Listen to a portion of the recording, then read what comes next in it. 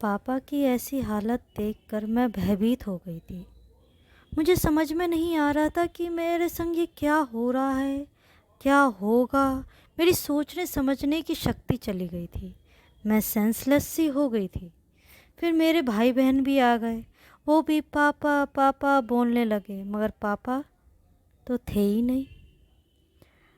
हमने अपने नेबर्स को बुलाया, वो आए। उनमें से एक हमारे फैमिली डॉक्टर भी थे।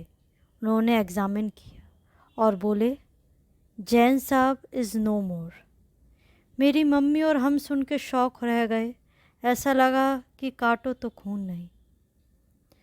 बहुत सारे क्वेश्चंस मेरे दिमाग में दौड़ रहे थे कि अब क्या होगा, अब कौन है हमारा सहारा, अब हम कहाँ जाएंगे, हमारा अब क्या होगा।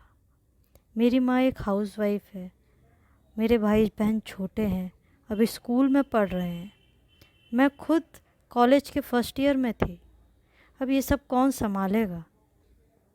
मेरे नेबर्स ने उस वक्त मेरा बहुत साथ दिया।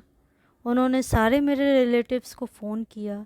सब तो शहर के बाहर थे, हमारा तो कोई शहर में रिलेटिव भी नहीं था। इस केओस में अचानक से मुझे कुछ शब्द मेरे कान में सुने। मैंने सुना, कुछ तो सुना था। पहले तो मुझे समझ में नहीं आया, फिर हल्के हल्का क्लियरली सुनी कि मुझे बेटा बचा लो, बेटा मुझे बचा लो।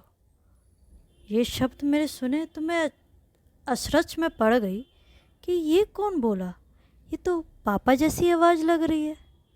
फिर मैं भागकर पापा के रूम में गई। पापा के बेड पे के साइड में खड़ी हुई। मैंने, पापा मैं कैसे बचाऊं आपको, आप बताइए। डॉक्टर अंकल कह रहे हैं कि आपको साइलेंट हार्ट अटैक आया है। आप मुझे बताइए मैं आपको कैसे बचाऊं। उसके बाद कोई आवाज़ नहीं, कुछ नहीं, सब चुपचाप। शाम तक मेरे रिलेटिव्स लोग आ गए थे। सब एकदम शॉक में थे। सब एक दूसरे का मुंह ताक रहे थे कि ये अचानक कैसे हो गया। नेक्स्ट मॉर्निंग मेरी छोटी चाची मेरे पास आई और मेरे कान में कॉर्नर में ले जाकर मेरे कान में बोली कि तुम्हारे पापा बोल रहे हैं कि पोस्ट ऑफिस में आज पैसा जमा कर देना। मैं हक्की बक्की उनका मुंह देखती रह गई। मैंने बोला, पोस्ट ऑफिस?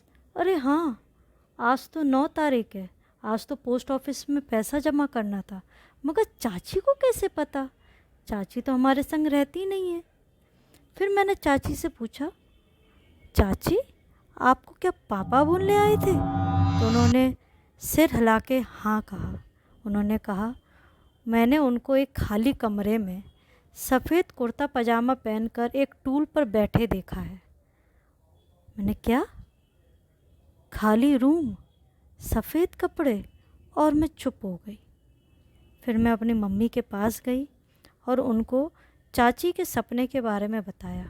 और मैंने बोला, उनका बोलना है कि आज के आज ही पैसा जमा हो जाना चाहिए। तो माँ ने मेरी पैसा दिया।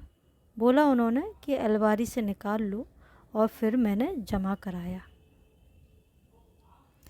अब मुझे समझ में आ रहा है कि आत्मा सही होती हैं, आत्मा सच में होती हैं। आत्माएं कम्युनिकेट हमसे करती हैं। वो धीरे धीरे ही सही, मगर हमको लाइफ में दिशा दिखाती हैं।